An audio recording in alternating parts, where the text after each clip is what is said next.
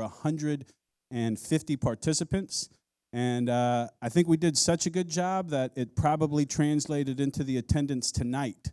So hopefully we'll be able to do just as well.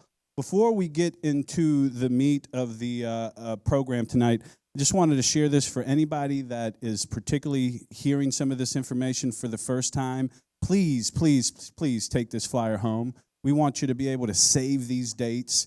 We want you to take this flyer too and share it with your HOA or your church organization. We really want to push the boundaries of exposure.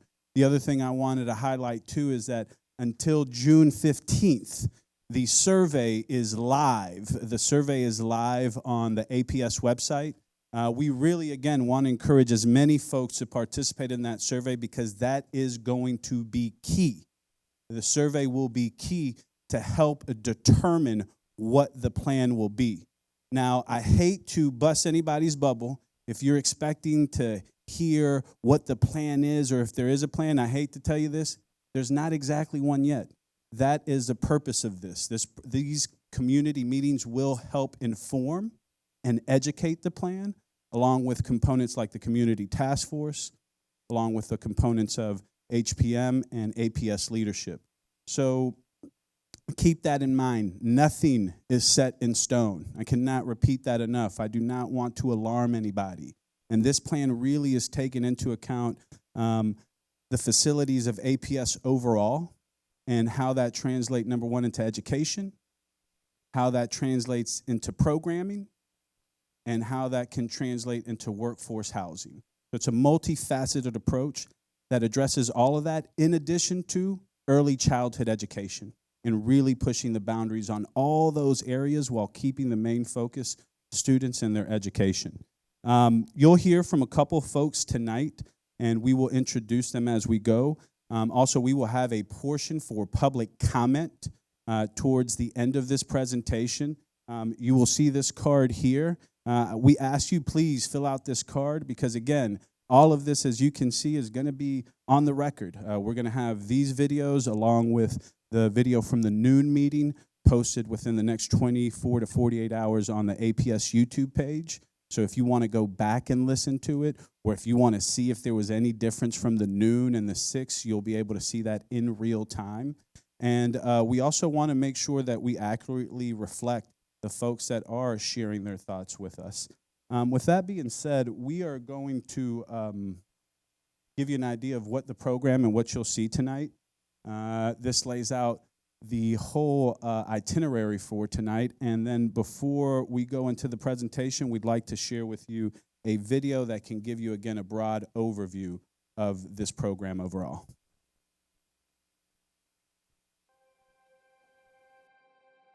Atlanta Public Schools is a large school district steeped in more than a century of history, culture, and achievement. For 153 years, APS has been serving students within the city of Atlanta through a caring culture of access, trust, and collaboration to build a future where every student will graduate ready for college, career, and life beyond school walls. What started as only 6 schools in 1872 has grown into more than 75 learning facilities for nearly 50,000 students in 2025. And produce graduates as illustrious and remarkable as the city it's in. Some of the world's most recognizable names have walked the halls as students of Atlanta Public Schools, from civil rights leaders like Dr. Martin Luther King Jr. and Charlene Hunter Galt, to business moguls like Chick-fil-A founder Truett Cathy and Coca-Cola president Harrison Jones. Elected officials like U.S. Senator Johnny Isakson and Atlanta's first black mayor, Maynard Holbrook Jackson, to entertainers like Gladys Knight and Andre 3000. The city of Atlanta has always made history with bold decisions, courageous leaders, and ideas that were ahead of its time. But what some don't realize is that Atlanta Public Schools has the same legacy. In 1969, Dr. Benjamin Mays, a towering figure in civil rights and education, was elected president of the Atlanta Board of Education. It was a time of fear, skepticism, and racial tension. Schools were just beginning to desegregate. People said, this isn't the right time. But Dr. Mays and the board did what they were elected to do. They put students first and made a bold, future-focused decision. They went all the way to California to bring in Dr. Alonzo Krim, the first Black superintendent in APS history. Today, more than 50 years later, APS is once again stepping into history with a long-range plan to reimagine our schools and campuses. With the help of the community and specialized experts at HPM, we will reshape the future of education for Atlanta Public Schools. HORE Program Management, or HPM, is a construction program management company skilled at blending data and community input to create a plan for strategic growth over the next 10 to 15 years. This is not some group of out-of-towners coming in with an agenda to shake up what we know and love about APS, but rather a curated team of experts led by a former Georgia educator that will help us position the district to better serve our students. And because they're not builders, the HPM team has no vested interest in the outcome except for what matters to you. Think expanded programs, better facilities, improved engagement, and more personalized learning environments. That could mean more access to early learning, more community resources, or even schools designed to serve multiple neighborhood needs. For example, despite Atlanta's prominence as a mecca of arts and entertainment, APS lacks a performing arts school. Let's fix that. Your children deserve better. They deserve more. So how will it work? On April 15, 2025, the Atlanta Board of Education unanimously approved the contract with HPM at its public meeting. On May 5th, we published a State of Schools report that assesses the condition of each facility in the district. You can find it on the homepage of the APS website. This gives us valuable information about which buildings need improvements and how much it would cost. On May 8th, we held the first meeting of the Community Task Force because the most important part of this process is you. We are committed to transparency and involving the community every step of the way. To make sure every voice is heard, we're doing 3 things. First, we created the Community Task Force. It's made up of about 100 parents, staff, and community members from each attendance cluster. The Board of Education selected community representatives, while staff members were chosen from GO teams. Every school in the district is represented in this group. The task force will meet at least 4 times to share feedback with the leadership about what's going on in the district and provide critical perspective that will help guide the ultimate plan. The presentation from the first session is already available on the APS website. We'll also host at least 4 public meetings, inviting the community to speak, knowing the comments will be heard and weighed heavily when developing the final plan. If you can't make it in person, we'll offer virtual sessions when it works best for you and send out a community-wide survey so you can give us information about desired school size and programs you'd like to see. And finally, we've created a landing page on the APS website with information about every part of this process. Updates will be posted in real time. Remember, this is a customized plan based on your voice. Once we get the final feedback, the board will gather in June to go through it all. Over the rest of the summer, leaders at HPM will work with APS to develop options based on all the community feedback and data.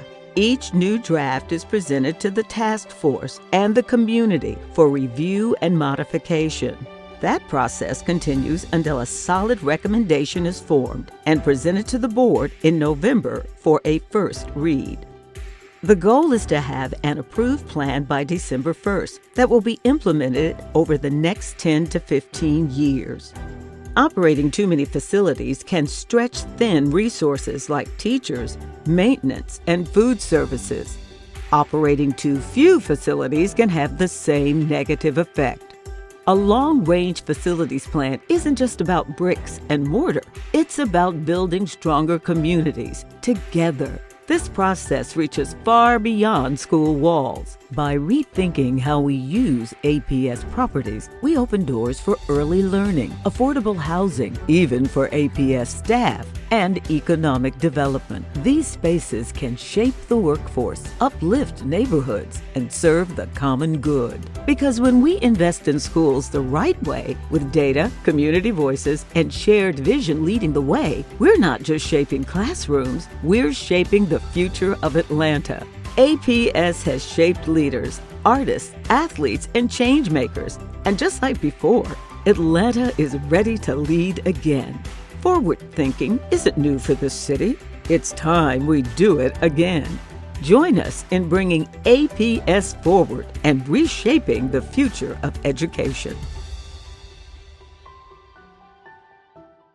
So that video should give you a pretty broad understanding of this overall project. And let me just make sure I reiterate this. This is all a working program. This is not, nothing has been decided, nothing is set in stone. And these meetings and this process that is starting in May will help shape and determine that. With that being said, I would now like to welcome Tracy Richter. Tracy is with HPM, and he will be leading the presentation regarding APS Forward. Thanks, George. Good evening, everybody. How are you tonight? Okay, so let's get started on, first of all, let's kind of tell you who I am. My name's Tracy Richter. I work for a group called HPM. I'm a long-range facility and capital planner. I've been doing this for about 25 years across the country. And I will tell you how, in a lot of school districts, certainly, and a lot of small school districts, a lot of big school districts, kind of everything in between. Let me first by telling you how excited I am to be working in Atlanta Public Schools. The Jewel City, I believe, the city that sets the standard for the South. And so I am very honored to be working here and with a great staff, great leadership with Dr. Johnson and his staff in here. And so it's a pleasure to be working here. But I want to take you through tonight, kind of the goals that we have for tonight. We're not going to talk a lot about facilities tonight. We need to talk about how to build a facilities plan in a comprehensive way. And it's not kind of the traditional way of doing it, we don't think. I believe that Atlanta Public Schools has done great process in the past when it comes to facilities. I think we're just going to take it another step into it. One of the first things that we think about when we think about strategic planning and long-term facilities planning is how do we align it to the district's strategic plan. This is critical, that you don't separate the two ever. The district has worked really hard to develop the first steps in entering into their 2030 strategic plan. And how do we move forward with Atlanta students in shaping the future? And I think this is a key. It really identifies Atlanta students, where when you're building plans like this, you don't build them for what might be the norm out there, okay? What I've learned about this is that the uniqueness of school district is really how you develop these and the information that comes in to build these plans. Specifically, when it comes to the strategic plan, right down here, our system being effective and efficient really lends itself to the facilities plan. Talking about, how we provide the schools and the facilities that maximize the usage, maximize program offerings to all APS students out there. And so even though I think it impacts everything up here, that is kind of the key focus when we're talking about how it links to the strategic plan. Now, the other thing we talk about in facilities planning is that I make the analogy of comprehensive planning being like a four-legged stool. And, the analogy is this, is that if you can imagine that facilities kind of are the top of the stool, is what you sit on, that we address several factors when it comes to good facilities decision-making. I think that districts sometimes enter into a plan thinking about, first of all, well, we have money coming up, so how are we going to spend it? That's maybe a funding, or they think, well, our buildings are in bad condition, so we have to have a facilities plan. Or we have, or our demographics are shifting, we're overcrowded, we're underutilized. That drives a plan. But the problem with that is that you have to pay attention to all of it. And so when we talk about long-range facilities planning on a four-legged stool analogy, we really talk about kind of those the benchmarks in each one to make sure that we're creating a stable plan. So when we talk about demographics and enrollment, not just paying attention to how many kids or how, what the projection looks like, but really paying attention to who those kids are and where they are, impacting, how we deliver programs and where the schools need to be. The condition actually is twofold. We talk about obviously the physical condition of the building, roofs, HVAC, all those things that kind of make a facility. And, there's really good statistics and data on that. They're pretty easy to measure, quite frankly. It's a lot of work to get the information, but when a roof is expired, a roof's expired. You know how much it costs to replace a roof. And so kind of outlining all that's really important to a plan like this, but the other side of condition is what we call suitability or adequacy. The idea that a school can programmatically handle the programs that are in the buildings. STEM labs, science labs, special education suites, all those kind of different spaces that accommodate students, are they appropriate, for the students that are in those buildings? And so we call that kind of a suitability. So that's a second leg is condition. The third one, and I believe the most important, and what we're here mostly to talk about tonight, is the educational framework, how a district operates. That is a cornerstone to any facilities plan, because it has to be. We don't build schools and they say, figure out how to use it. We actually should do the opposite. We should be saying, how do we use schools and how should we shape them for the future for that? It is an opposite way of thinking a lot of times. But this framework is really what we're talking about, what I call kind of the rules for planning. And this is where, again, every district starts to differ, is that trying to figure out what the parameters for decision making is really critical to a plan like this. And so how is that framework developed? Well, it's developed two ways. It's driven by community and vision in community, paying attention to those community needs, but it's also driven through data, what data kind of tells us also. And the trick to any good facilities plan is balancing the two. Because if you rely too much on the data, you can ignore the community need. But if you listen too much to the community need, you could ignore data. And so they have to merge together in a facilities plan. And finally, that fourth leg of the stool is funding, is the ability to maintain facilities over time and what affordable solutions are for that. So understanding that the facilities plan is really driven to be a longer term vision for how facilities will support all of those things when it comes to the long range plan. But it is not. What this phase of it is not East Block planning. I say this all the time. In the state of Georgia, you have this beautiful thing called East Block, that the funding across the nation isn't like this. And that it is truly a blessing to the school districts to have the ability to raise funds to help support infrastructure. But the opposite side of that is where districts have gone now in Georgia, is that all their planning goes to East Blocks. Like, we're so focused on what the next need is because the funding's going to be there for it. What we want to make sure of is that the long-range facility, the comprehensive plan, informs the East Block. So we don't get in the way of future projects, or we don't get in the way of those decisions that we thought might be a good decision because of an immediate need, but if we look 3 or 4 years out, might get in the way of something greater. And so we have to combine the two. And so this is what this plan is really about. And so tonight is really about developing that framework, how we think about the process and the purpose of this plan, getting those input from the community, and certainly looking at all this data, and that's what we're going to pay attention to now. The process is really about discovery and then kind of validation of that data. We've spent the last several months, I will tell you, one thing this district has plenty of is data, and it's good data. And to combine that data into something more consumable, because data is everywhere, and you can see that. But one of the things that we spent a lot of time on is trying to understand the data. It's not just collecting it and putting it together, but really understanding what it means to Atlanta Public Schools. And so I think that's a big part of what we do, and how do we validate that? When we ask questions about data, we're trying to dig to the deeper meaning of that data. And so what that means. Eventually, this goes into a planning phase, where you start to make decisions based on the framework that the community helps you provide and what the data is telling you, and you start to develop those scenarios about how the pathways to solve this will be. And there will be several pathways to this, and not all pathways will be closed down immediately. Some may stay very much open through the duration of this plan because it has to have adaptability and flexibility to it. And so as we move through this, eventually getting to a more comprehensive plan that leads to the SPLOST. Community outreach is very important to us.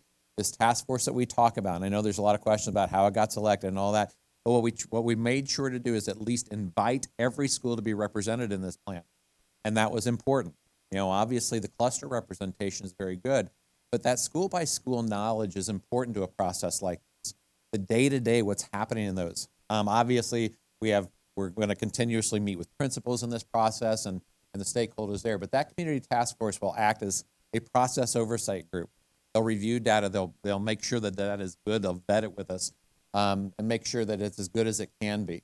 They're going to help us try to communicate this as we move through the next several as kind of that voice box out there in the communities when people don't have access to the website or things like that. We want to make sure that that voice gets put out there. And then the public meetings. Now, what you're going to see in the public meetings are obviously some dates that were established, but what I want you to know is those dates aren't just like one day. Those are kind of, when we're looking at like the week of August 25th or something like that, we're looking at the week of August 25th. We want to make sure that we're trying to engage as many communities as we can, and sometimes it's going to take more than just one meeting like this. We want to try to, where we need to, we're going to take deeper dives into the clusters, into those communities where we have to make those meetings happen to make sure that we're reaching the most people. Now, again, we won't know that unless people let us know. And so we need to make sure that in these public meetings, we're trying to get as much input as we can on what is an enormous amount of data, okay? And so, and then obviously the Board of Education updates. Those are really important because those still provide the community an opportunity to see where we are in the process and keeping them informed about decisions that are going to be made. Ultimately, the Board of Education will have to make decisions on what the projects going forward are and what the framework for the plan should be. So we created what we call State of the Schools. The State of the Schools is simply a central source of data of school information. It is where the schools stand today. Okay, it's not forward thinking, it's not backward thinking, it's about here's where we are today based on the data. So you'll see certain school information in here. You'll see some demographics that look at projections. You'll look at facilities data. There's some program information in there, but all in light to make sure that we can come from a central source of data working together on it. Now, part of this is making sure that the task force has seen this data too, and they're looking at it and saying, hey, that data doesn't seem right, or what does that mean, or how are you interpreting that data? And I think that's important questions to be asked to us because I'm a big believer in that you just shouldn't accept data as it is. You should look at data to make sure that it is informing you the right way. And I shouldn't be the one to tell you what the data is telling you. I should be able to tell you this could mean this, but be careful because it can also mean this. And I think that's a really important part of this process. And you're going to see several examples of that as we go through this in this presentation. The other thing is this is a living document. Now, when I say living document, that's a true statement. And the reason for that is that we have to continuously update this document. This process is going to be done after we get new enrollment in the fall, for instance. So we're going to have to update the enrollment information. We're going to have to update that utilization by building information. Sometimes programs move. We're going to have to adapt to that too. So this document has to continuously move forward in a live kind of version and making sure it stays current with the planning needs and beyond. So let's look at some of that background data. First and foremost is, not foremost, but we talk about facilities age. Now, not for the reason that facilities age means that it means the disposition of a building and what should happen in that building, but how buildings were built during eras over time, over the last 100 years, they look vastly different. And those buildings deliver vastly different. And so if you can think about those old grand structures that were built in the 1920s and 30s, actually very green buildings, good natural daylighting, good airflow because they didn't have, great lighting. They didn't have no air conditioning in them. But they're very solid buildings too. A lot of size in those buildings. But as you started to move through the years and got into those 40s and 50s where we rapidly built buildings to handle those big enrollment shifts, so maybe not the best materials, not flexible, but an interesting kind of architecture theme through the 1950s and 60s that you don't necessarily want to lose. You got to the 70s, and just like me, went to that open concept. I went to the open concept high school. My high school was built in 1970. And those kind of changed over time. And then you got in those 90s, and you saw those pod concepts where you kind of grouped. So you can see that facilities age isn't just about the number on the building, but it's about what those buildings were kind of themed to do. And so how will those adapt to the future education needs in APS? And I think that's a really important key to this. Also, then we look at demographics and projected enrollment. This map shows some of that kind of projected growth or even decline in areas. But we want you to know, first and foremost, that the way we conduct projections is we look at where students live, not necessarily where they attend to start. And the reason for that is that there are so many factors about how many students can attend a building and where they can attend a building that the baseline of information is where students live and how they should be served at home first. You know, kind of if you think back to kind of the premise of building a school district, right? The first kind of premise of a school district is that if I build a boundary, that boundary school should have enough seats for how many students live in the boundary, right? Now, that's the basic of education. The problem with that is that's not how school districts operate anymore. And so in a minute, I'm going to show you what we call a live-attend analysis about how we use that information about where students attend versus where they live to help us make better decisions. But ultimately, what we do is we geocode students and we track them to where they live over time. And we have many, many years back, I think we have 15 years even back data, that we can show you kind of trends about where students lived compared to where they went to school. And the other thing nice about this is that even when boundaries get moved or something happens in a district that reshapes it, you can reshape the live-in to whatever the boundary is. So, because that never changes, it's constant. And so we can show you the impacts of what it meant to the students that live in boundaries, even historically, which is kind of a cool thing to do when you're doing this. We also look at progression ratios and how students progress from birth all the way through 12th grade. Now, one of the key elements in this is birth data. Now, we do track birth data by the cluster, by each boundary, which is fascinating to know that Georgia can track births like that because, again, not many states do that. Your state does it very well. But what that means is that we can track students we can show progression ratios about how many students are born here versus how many students show up here. Now, keep in mind, that's not a one-to-one ratio. You know, there's students that are born here that leave and go to other school districts, but there's other kids that are not born here that show up in your school district. And so what you do is you track over time and you try to figure out what that progression ratio is from birth to kindergarten or even birth to first grade, because kindergarten hasn't always been an option, you know, because there's early childhood centers that will take care of that. So you track a lot of it to kind of determine kind of that baseline of information. But there's other trends in here, like housing information. You know, how does housing impact, you know, what's going to happen in a projection?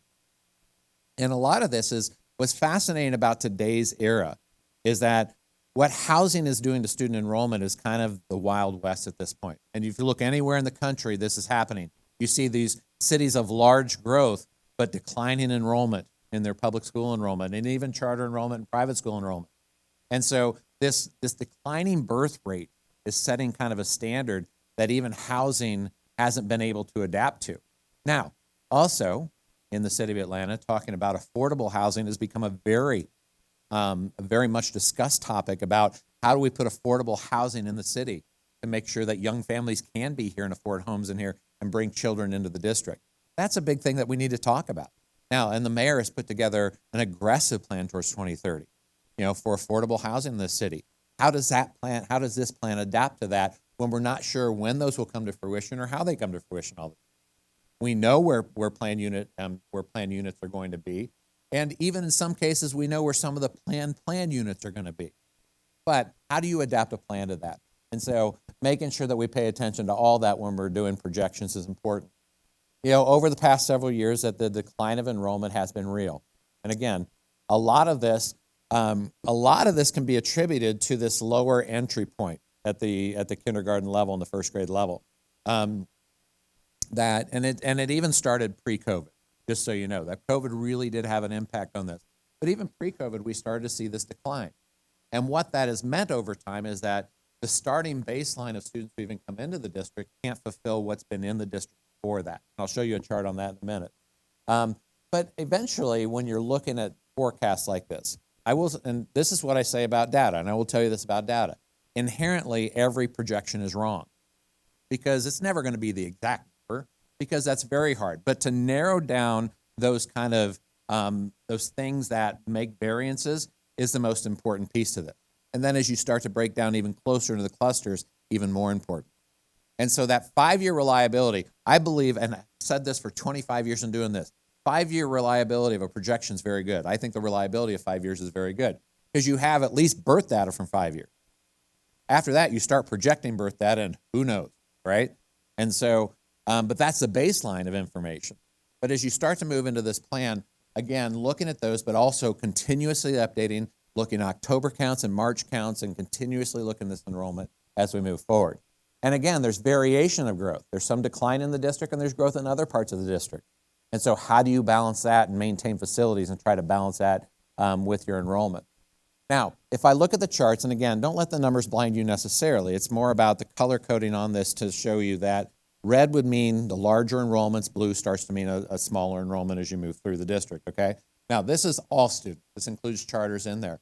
But if I start to even just look at this chart, the numbers I kind of want you to look at is if you look at that, let's say 2016, 2017 kindergarten enrollment, I see a number of 4,789.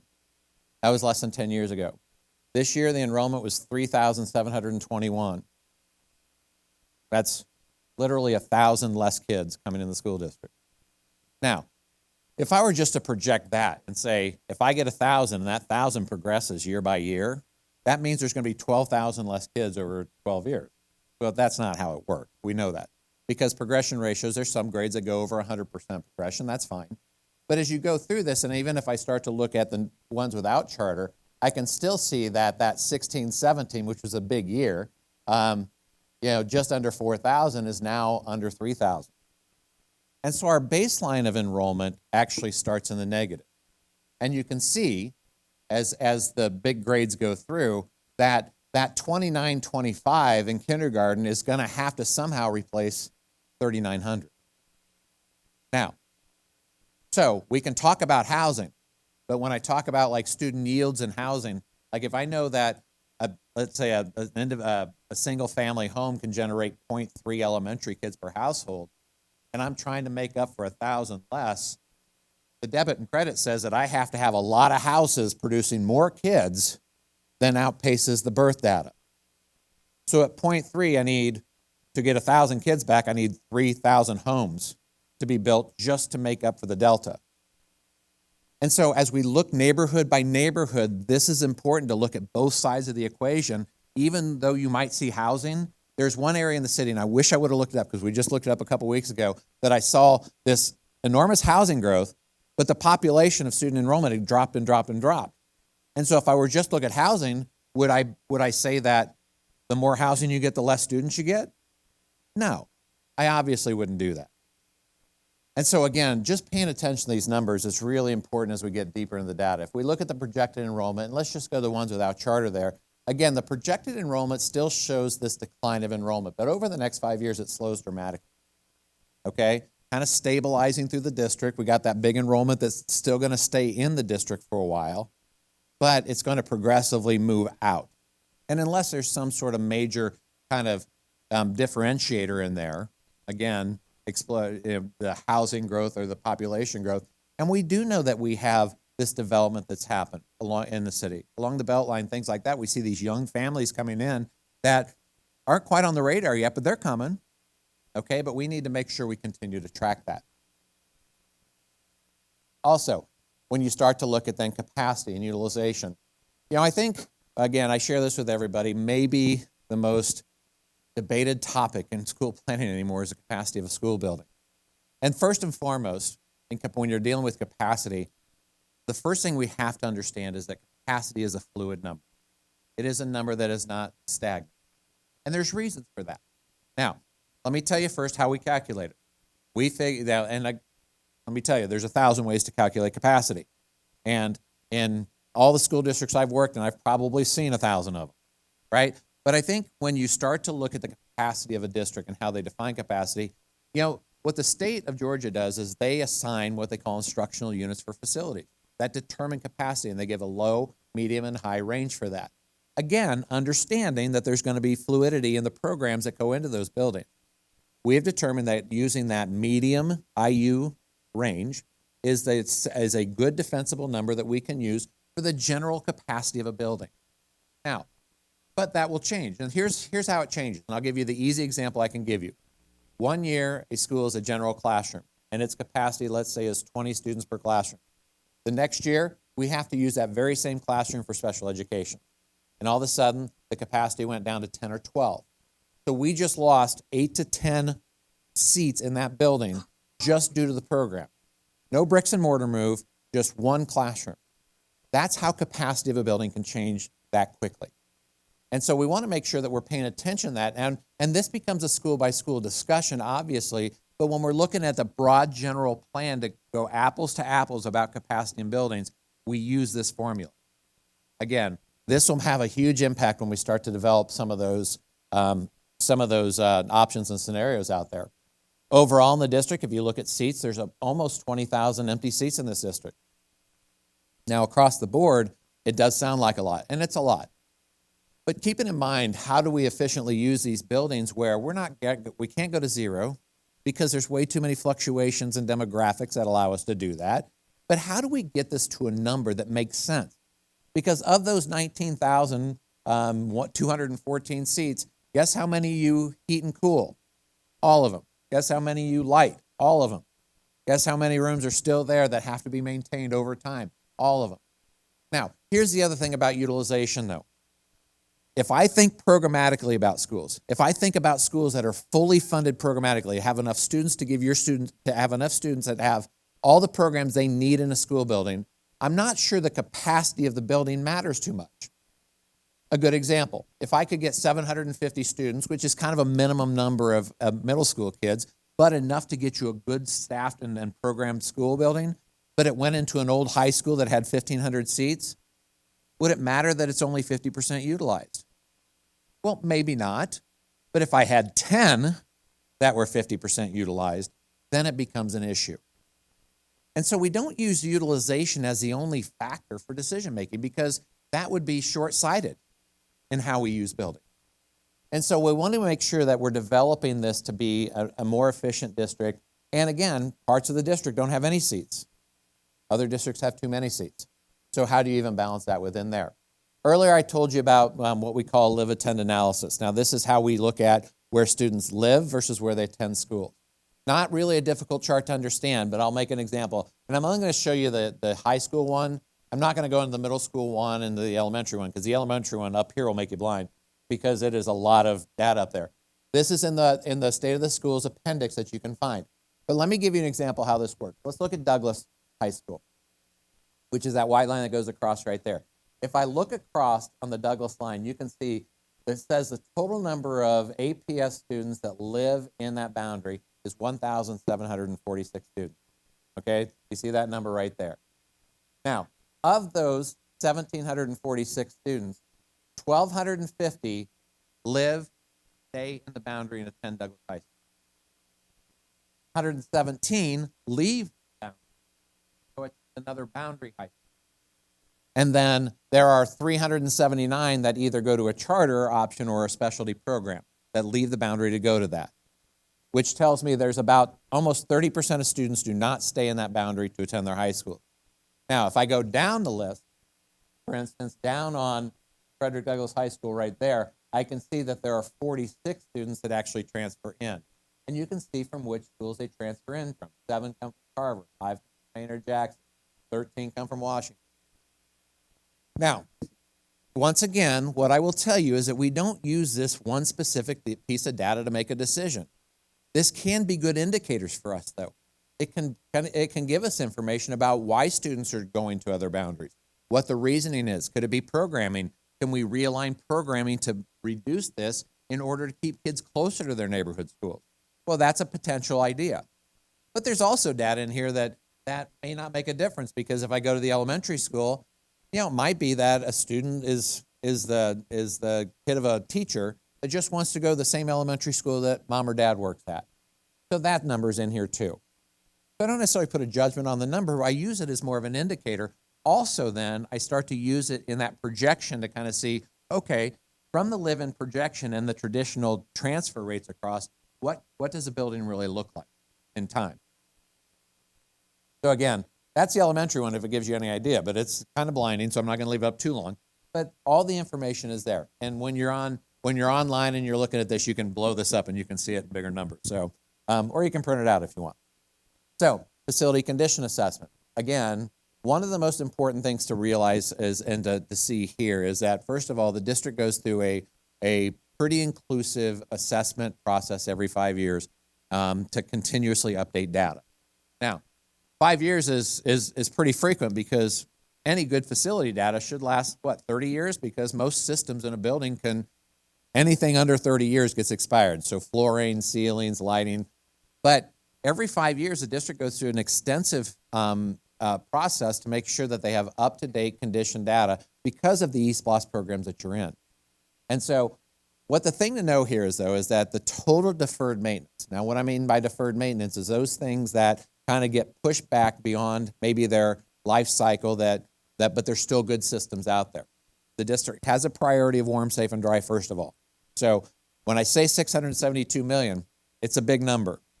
But it's not a big number in context to kind of how much facility you own and the total price of the value of your buildings out there. But that number can increase rapidly. If we don't spend the right amount of money on deferred spending or deferred maintenance out there, that number will exponentially grow and get to a point where it's difficult to afford the deferred maintenance out there. And so in a process, you look to figure out strategies of how you maintain a lower or just maintain the number out there. And certainly one is that you can allocate more eSPLOST dollars to deferred maintenance. That's one strategy out there.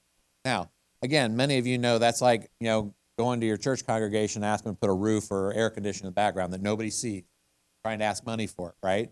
Because those are behind the wall things that nobody ever sees, but they're important to the operation of a facility.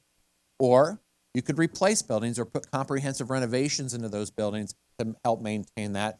Or you could have less portfolio. You can just have less building.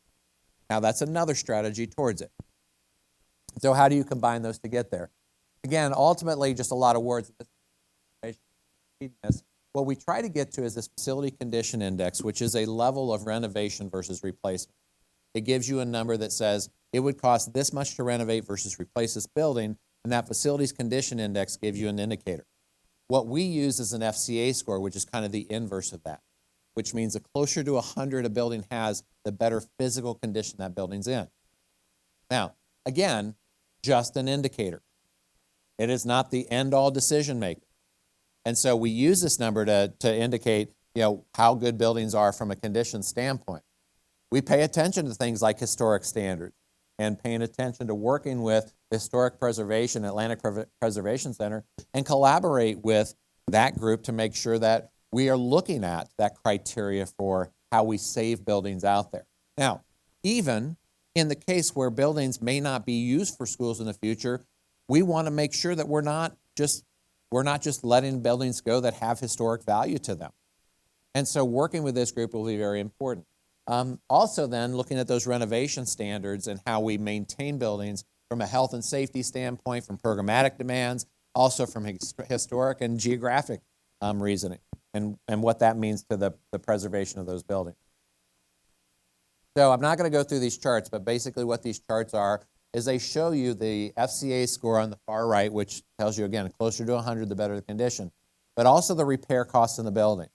Now, some of these buildings some of the numbers might look big, and some of them are. I think we had a great question about Carver today. Now, it shows about $13 million, and it's recently had some major work into it in the last 2 spots, I guess, but a lot of work into it. But there's still systems out there when you have a building of 315,000 square feet, that 13 million of that, a roof of that size is a lot of money, right? And so there's a lot of kind of those costs that add up to be in that deferred maintenance. Again, all this information is on page 15 and on in the State of the Schools report. Now, finally, framework. This is kind of the crescendo of what we need to talk about. What we talk about in planning is when school districts are trying to face, the amount of programming they want to offer, but want to make sure that they have the right size of schools and have the most, you have to be within an operation cost. This is pretty tricky for schools and for districts. And I think this is exactly what makes districts unique. Because if you look at this and you're trying to look at this triangle, it is very difficult to have all three. To have smaller schools with robust programs at low operating costs. But you try to balance it by saying, if you want low operating costs and robust program offerings, you're going to have little bigger schools in order to do that, because those are funded by how many students walk in those buildings. If you want robust programs with small school sizes, you're going to pay for that. It costs more to have those programs in your building. And then finally, if small schools and low operating costs, you won't have as many robust programs in your buildings that you want. Now, the trick to any good plan, and what makes your plan different than anybody else's, is the shape of this triangle. What are your priorities? That is there a willingness within the budget and within the community to spend dollars to have little smaller schools but diverse programs? And where does that fit? And so over the process of this, we're going to figure out what the shape of this triangle really is. School size plays a critical role in this. At the elementary grade level, we seldom talk about number of students. We really talk about the units of teaching at every grade level. The district does have aspirations to try to get every grade level to at least 4 teachers. And there's reasoning for that. Collaboration, teaming, professional training, certified teachers next to teachers who want certified. All of those things that are difficult to do when there's 1 or 2 teachers per grade level in schools.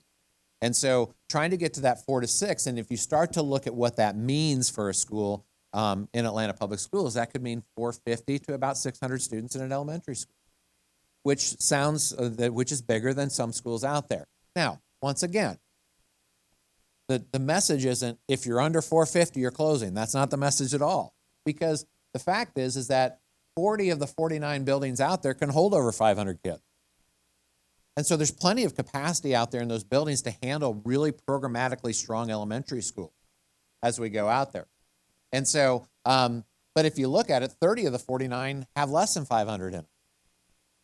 And so, and I'll show you the impact of that in a minute, but from the middle school standpoint, being 750 to 1,500, even 750, according to the state of Georgia, 750 is still very hard to staff from a funding standpoint. Even though that means it's pretty big for some people in the schools out there, because there are 3 schools that have only 200, there's 240 to 450. A middle school with 240 students in it, trying to be programmatically viable compared to a middle school that has 1,000 kids in it. They look vastly different when it comes to the opportunities for those students out there. Now, at the high schools, the idea is really a balancing of resources and program offerings. If you can balance that triangle to make sure there's good programs in those high schools, then obviously the smaller high schools struggle to get those programs in there. We know that.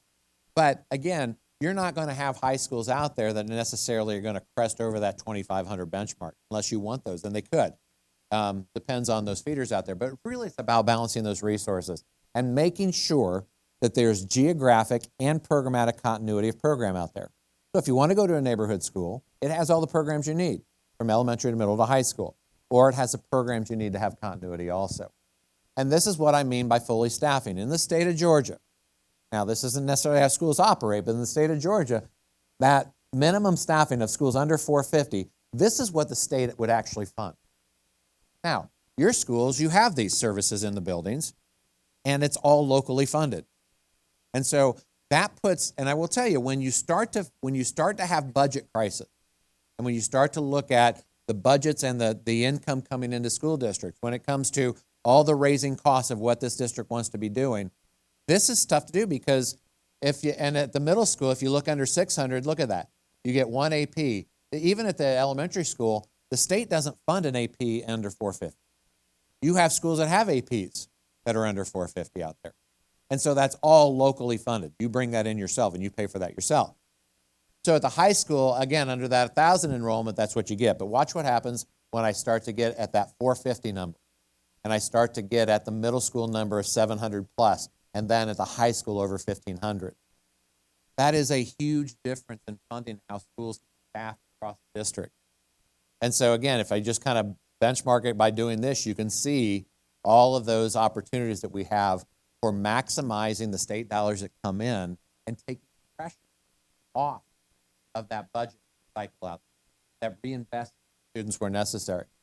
So these are the things we talk about in programmatic framework. We talk about early childhood an awful lot because that's kind of they'll have a big impact on facilities. You want to grow, this district has a commitment to universal pre-K.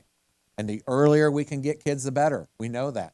And so we know research says that. The career and technical and agriculture education, CTAE, really critical component. Again, how this district moves forward. Again, not necessarily the old school thinking of career and technical education, but how this pushes us forward. Multilingual programs, again, celebrating the rich diversity of this district and the continued growth of diversity in this district from different backgrounds. Signature programs out there, the fine arts and athletics should play a role in that. That full liberal arts education is really, really important to APS. So again, I'm not going to have you read these charts, but what the state of the school shows you is where programs are located. These are for exceptional student education, for special education courses out there, that where they're located and how they're located. These have a huge impact on the district. What I find fascinating about the CTAE program is just all the great things that are happening that kind of maybe not be projected out there. Look at that. 50 of the APS valedictorians over the last 5 years, salutatorians and star students, came out of the CTAE program. I'm telling you, this is where things are happening. And there's growth and there's change. And there has to be adaptation to where those programs are located and how you can grow those programs in a program just like this. But you need the right facilities to do it. And so it has to be integrated into this.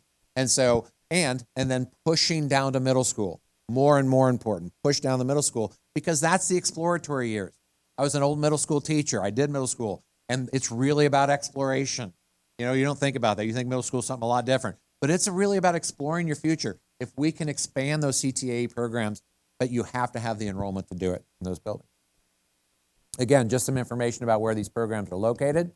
And again, you can find these in your State of the Schools report. Charter schools play a role in this district, and we know they do. As you look out there, and why they matter is that they can create some opportunities where opportunities don't exist if they're performing. And that's a big thing. One of the big things we have to pay attention to is that there are, you can see the asterisk schools out there are charters that are on probationary status. That could have an impact of up to 3,500 students that could return back into an APS building. Now, the thing is we don't know that until 2027. And so we have to have some fluidity and flexibility in this plan that if that does happen, what or how do we react to that? All right? And so, but also keep in mind, we're very clear on this. It's not the facilities plan that determines what happens to these buildings. It's their probationary status that determines what happens to these buildings, to those students. And so, but as we look at it, again, including that information into our planning process. The operational framework talks about right sizing and making sure that we have enough facilities and spaces within those facilities to handle the students that we have coming. Thresholds for that, the increases and decreases that we pay attention to, those thresholds of capacity, enrollment trends that we see, physical education opportunity, or the physical and educational opportunities in those buildings.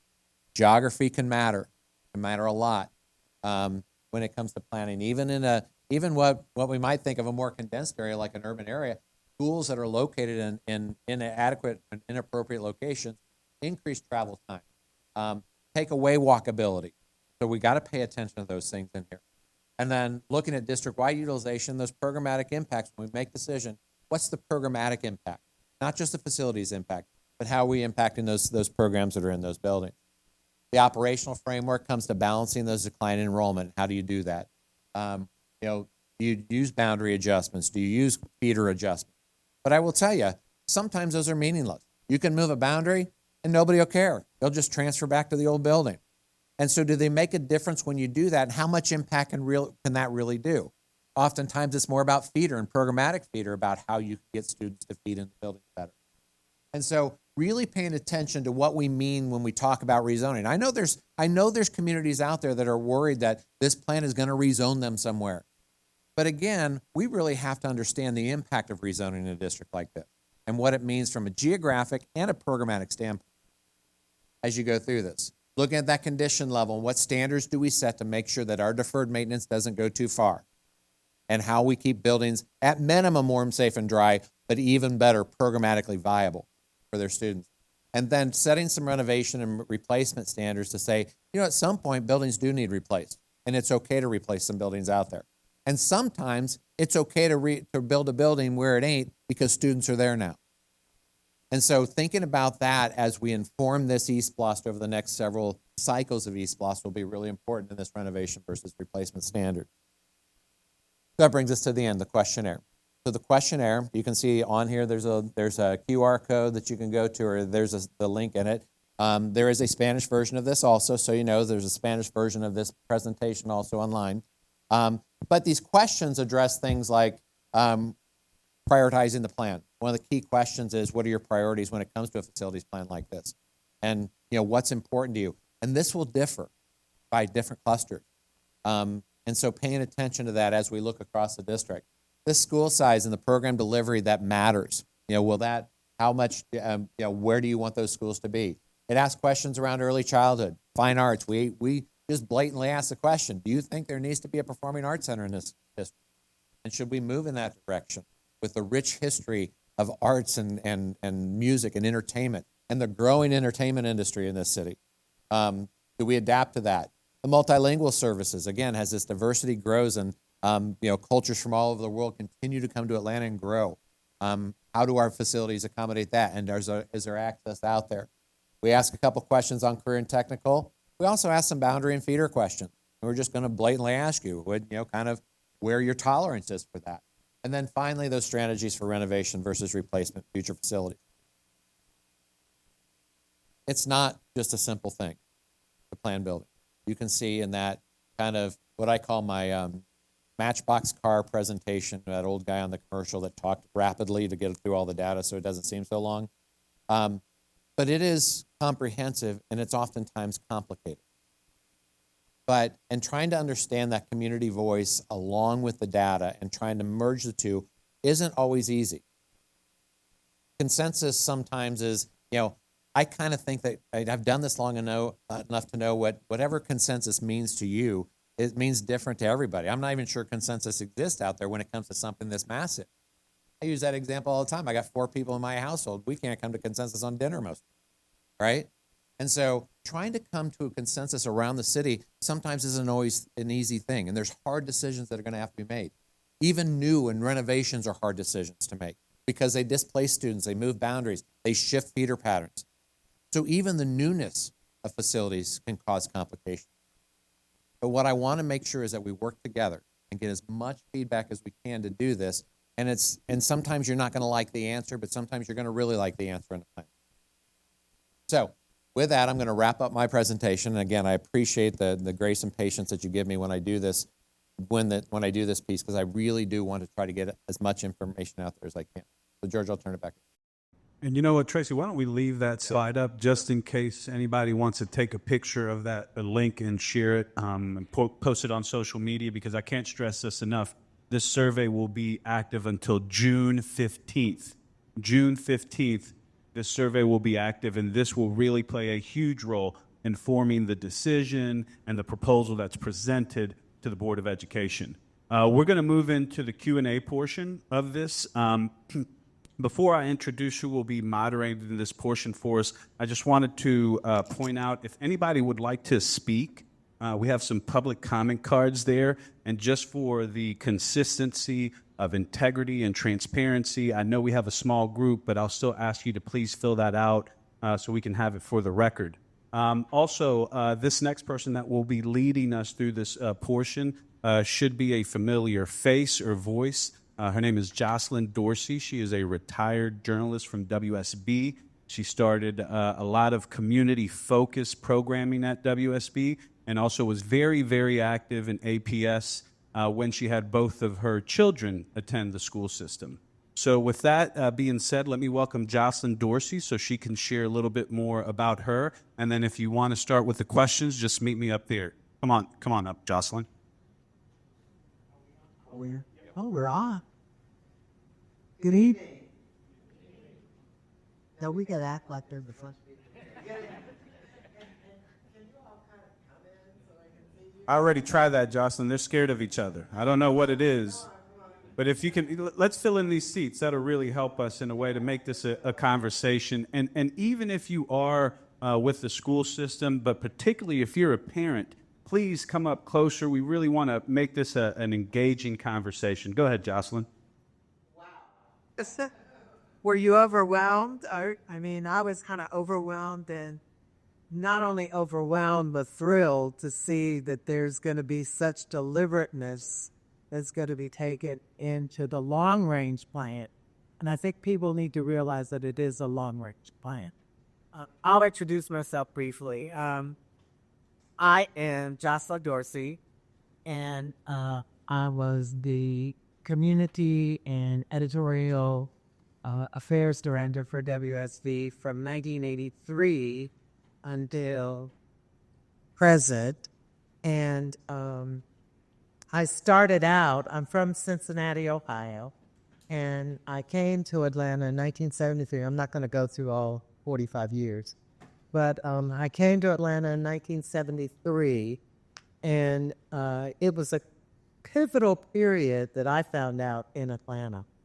And when I had my children, when I came to Atlanta, let me go back to 1973, I was a reporter and became the first Black African American anchor at WSB. Well, actually, in Atlanta.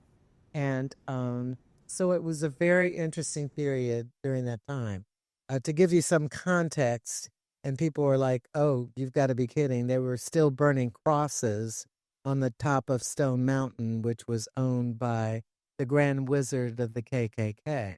So you can see Atlanta has come a long way from there. And so when I first started in journalism, we had what newspapers had, which were like beats or areas of expertise. And so I chose, because my mother was an educator of 40-some years. She was a teacher and taught many different grades. And I chose to be the education reporter for WSB for 10 years. So I covered the Atlanta Board of Education when Dr. Mays was the board chair, and became very close to him and learned a lot about public education. I'm a product of public education in Cincinnati. My children were part of the minority majority program, which was in effect the desegregation of Atlanta Public School, which I didn't realize that's what that was.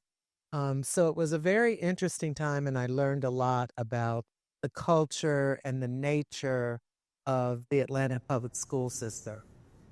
Being asked to do this forum, however, has been a great eye-opener, again, because I looked at the board structure of the Atlanta public schools and, oh, wow, I was thrilled to see the level of expertise in the Atlanta Board of Education that, quite frankly, did not exist in the 70s.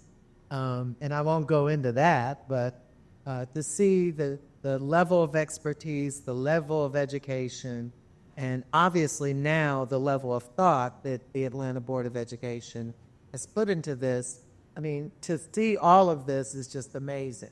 So I want you to think of the fact, and then you go, okay, we've got all this data, we've got all this information, where do I fit in as a community person?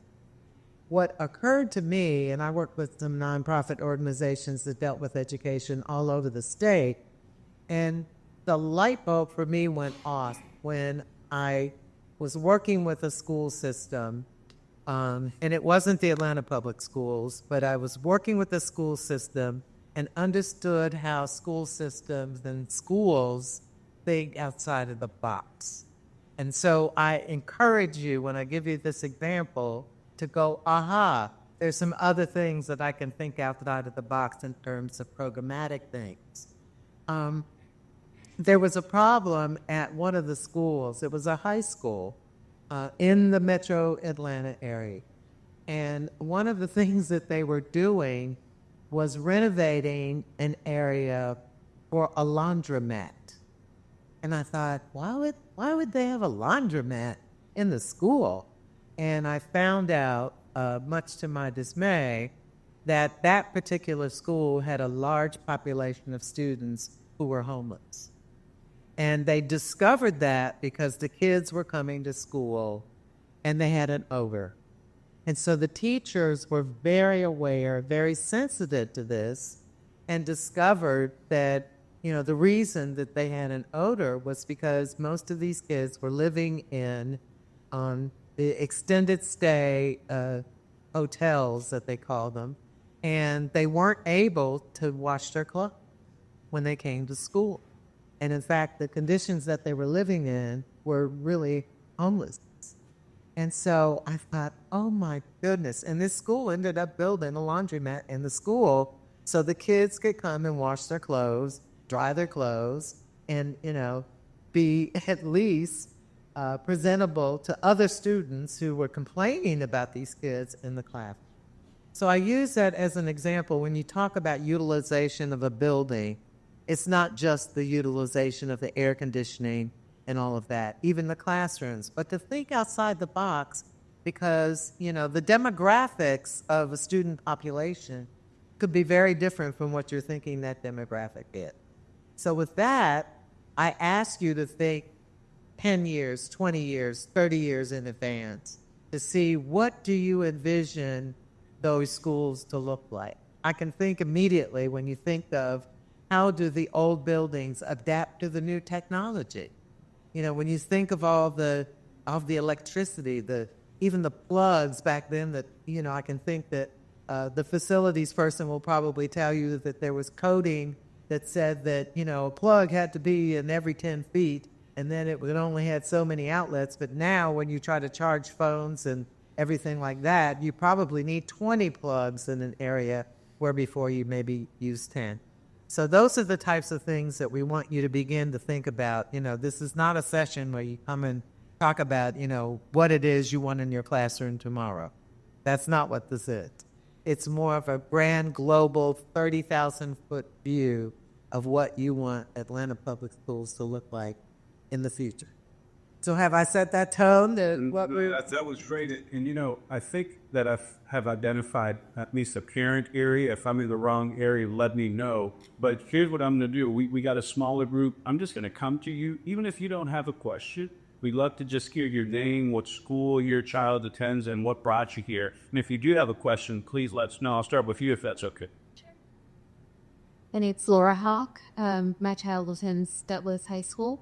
And I do actually have some questions. Yes, please. So I still want the cart. You want you to? In the presentation, I obviously saw facilities mentioned, but you spoke about historic preservation, and we have facilities that are not currently in use within APS. So is that a part of this consideration? And how does that factor into your plan? And then also considering if there is a shift in anything, whether it's feeder schools, whether it is boundaries, whatever, that's going to shift traffic, right? So where also are we having conversations? Is that a part of any of this discussion in regards to I guess, the facilities plan? I recognize that you can't speak to ADOT plans, but is that something, will you be identifying what this is and conveying this to whomever the powers that be? So let me start with kind of the disposition of buildings that don't get used to. The last thing a facilities plan should create is blight. Last thing. And there are beautiful buildings in this district that currently have to figure out some reuse to them. Right, that that have been displaced even in the last several years by when charges come in or whatever it is. And so every building that is not going to be used or used for some purpose has to be identified as you go through a plan like this. And it could be that and one of the big things is one thing we ask the task force is about opportunities in their cluster. And those opportunities could be, maybe more access to 4.5 daycare, or it could be, look, there's needs for teacher housing out there. There are needs for those kind of things that we need to start thinking about how we keep attracting good teachers into the. So there's plenty of reuse. And then again, working with the city to figure out, do we work with Parks and Rec to see are there needs that the Parks and Rec have? All those things. So that's number one. We will identify that. The second one is paying attention to traffic patterns is very important. So walkability for us is really critical, especially. And it is, and we know that. But, there are students that are closer to buildings today than the building they attempt. And so even moving students could be a better walkability solution for them. Now, the traffic, we will we have the ability, we use a system called Geographic Information Systems that kind of links into transportation systems too. And so one of the critical one of the critical departments that works in scenario and options development and recommendation development is transportation. They have to be at the table. And so we're going to pay attention to that when something happens, and whether it's a move in or move out or a shift over, one of the things we have to pay attention to is that very factor.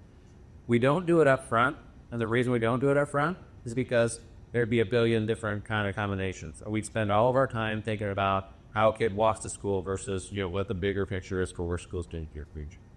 Great question, Tom.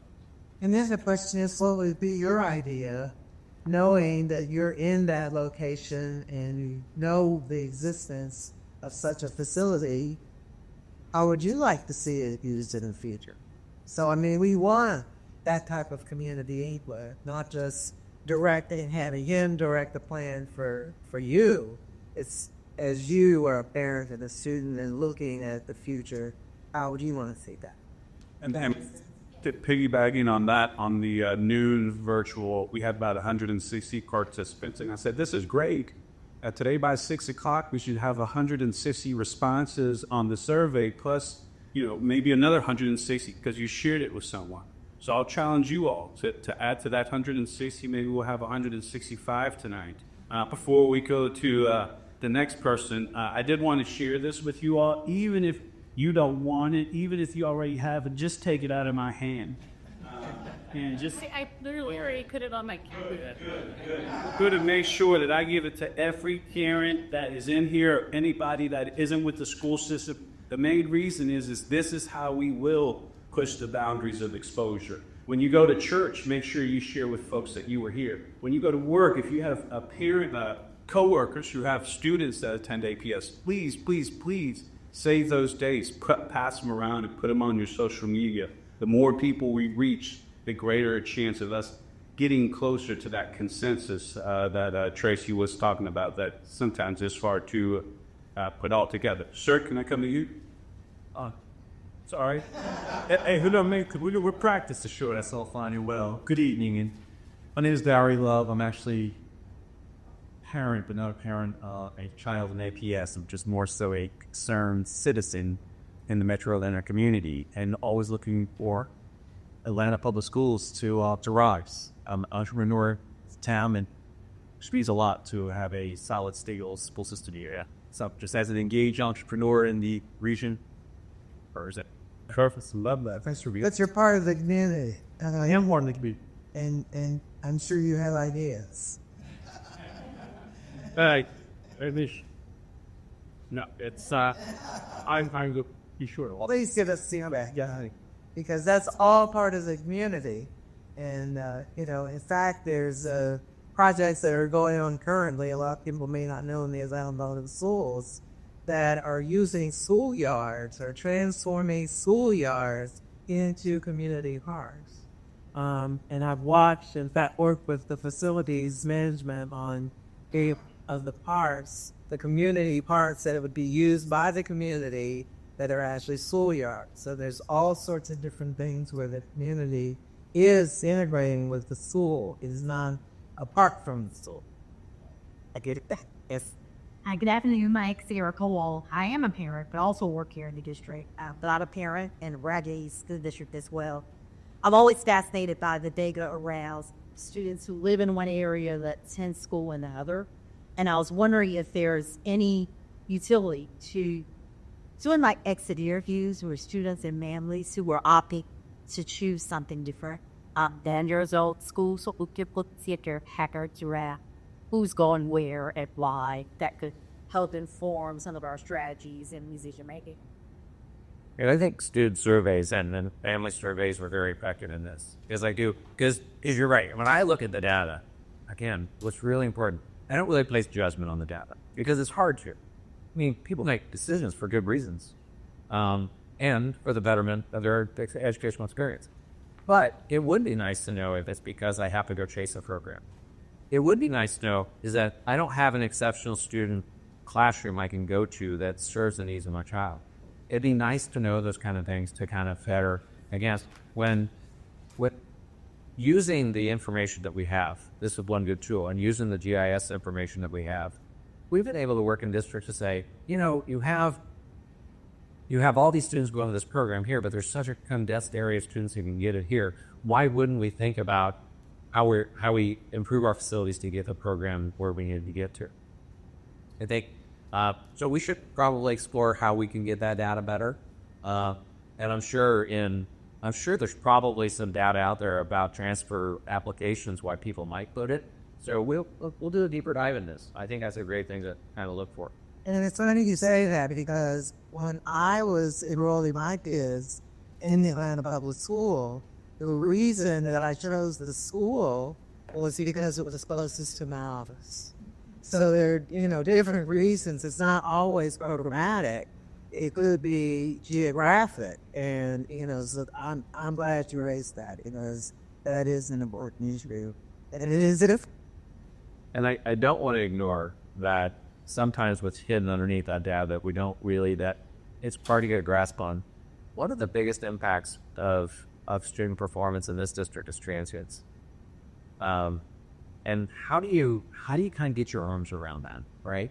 How do how can a facilities plan? Now, they can't solve everything. Now, and sometimes I think I get a little maybe poetic in what this can't do, but what I know it can just solve everything. But how can a facilities plan help support more stabilization? Because I do think that, poverty and transients have more impact on the daily performance of the student than almost everything in school performance.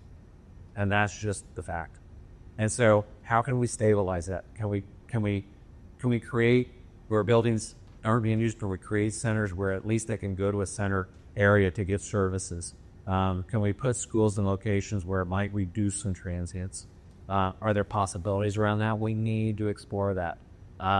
Look, at some point it becomes more personal than just build a plan. That you've got to hit every kid. And even the ones that don't have a voice, that will never show up to these meetings, that will never answer a survey. They are important to this. So how do we get our arms around it? That are kind of hidden underneath those numbers that we can't see. So keep bringing that one up, I think. Feel free to raise your hand too if you think of something that you want to talk about. And we're mobile. Yeah, I would just want to say, I won't put you on the spot, but just for show of hands, can you raise your hand if you're a parent with a student in APS or just engaged in the APS school system because of this community? It's a parent. There's one, there's a couple. Okay, great. Do you have a question, sir? Just no question? I don't have a question. I was on the 12 o'clock. No, but we want to get you. Oh, that's wait. Dame, I was too. So what is me? Pretty. Yeah, so I don't really have a question. I'm here really more to gather information before I start asking a bunch of questions. I don't want to roll to judgment, but I have a recent graduate of the APS school from the Carver Cluster, and I had two children that are coming up through that currently attend Perkison Elementary. So I'm just here to gather information. There was a lot of we at the Perkison in the Carver Cluster. The information was not trickling down as we wanted it to. So, I just took it upon myself to make sure that I came to the meetings to gather that information to help disseminate it to my fellow parents and the staff of in my community. I'm a recent home owner in that area. There's, as you may know, that area is kind of booming in terms of real estate. And I want to make sure that there's some sort of correlation in improvement in the schools in my area as well. Me and my wife, we definitely believe in public schools. So, we're sending the most valuable things that we have in our family to these schools. So we're making a real investment. And both me and my wife are, college educated and want to make sure that we can bring our family values as well as our understanding to the community and, use that as much as possible so that we can leverage it. So that's... Man, I'm glad we changed you the mic. That was the whole purpose of these meetings. I'm not going to lie. It's not just a question.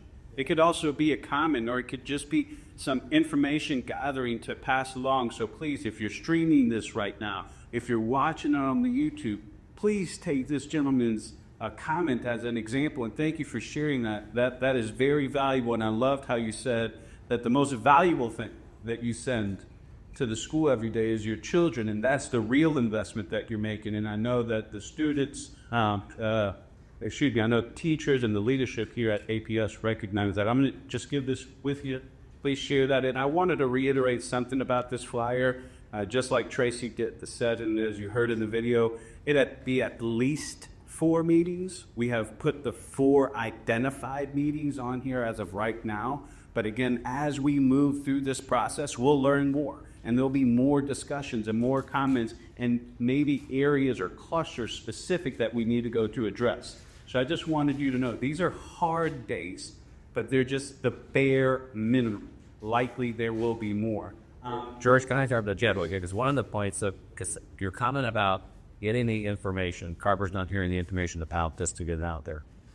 It's really important that we get that feedback, that if people in Carver didn't hear about this, we need to make sure people in Carver hear about this, right? And so that kind of feedback for us, so as we walk through this survey, one of the primary reasons we asked the demographic question isn't to kind of single people. It's really to identify where we're missing. So as we walk through the next several weeks of the survey, we track it. We're like, hey, we're not getting any sort of representation from this. What do we have to do? What principals do we have to call? What go teams do we have to call? What do we have to do to make sure we get as much participation in this? Even in our task force meetings, the ones that we've invited every school to be there, and we've offered a makeup meeting for those people who represent schools that couldn't be there. We're trying to do our best. So when you give us feedback like that, that's the reason we're tracking like we do, because we want to make sure that everybody's at least the best we can. We can't go knock on doors, but we could certainly do better. And understand that each school has a representative. So what you may do is go back to your school administrators and ask who the representative is and how that information is being disseminated, because all the schools have been asked to have a representative on the community task force. I'll correct you, your man, in 1 second. One thing I did want to point out too is that on that landing page, you'll be able to find everything that we've talked about, whether it's been these presentations, whether it's been the survey, whether it's the state of the schools, whether it is the upcoming meetings, whether it's any of the videos. We've tried to put that on that landing page. And the other thing that I will share with you is that, yes, this is a living document. So, this team will leave here and they'll edit this. So if it's not on there right within 24 hours, just know that within 48, if not less, all of this information will be posted. Yes, ma'am. I appreciate the information that there is a representative from each school, because I also did not hear about this on the school level. I just get the APS district emails. So do you have a list of all the representatives? Because I, like this gentleman, I attended the noon meeting, and once I saw the dates, I sent them to 6 friends in different schools. So I've done my part, but I would love to have the names of these representatives to also pass on to those friends, so that then they could reach out to their representatives and make sure. One other thing I would suggest, and this is just a personal pet peeve, I appreciate the ADS always gives us dates in advance. I put them on the calendar. If you would do us the kindness of creating either Eventbrite or something like that, where we can feed it into our digital calendars, that actually makes it very easy. Anything that lets me fit it into Google Calendar makes it a lot easier in my life. Again, another perfect example of these meetings, then, that you will be seeing the Eventbrites, and we'll either do Facebook events, anything that we can to push the boundaries of exposure. And regarding your original question about the committee and how to find them and who they are, yes, on that landing page, and I'll see if we can get online here in a second. We just work it out so you could see it. But on that landing page, if you go, you'll see it has a committee task force, and where the 3 heads are at, the 3 little outlines of the body, if you click that hyperlink, it will take you automatically to the list for all of the committee, and it'll show you all that. And that would be it. It was funny. I was just going to say that tell us how parents are being communicated at Carver, for example. You know, how do they get the word? Do they get it on their website?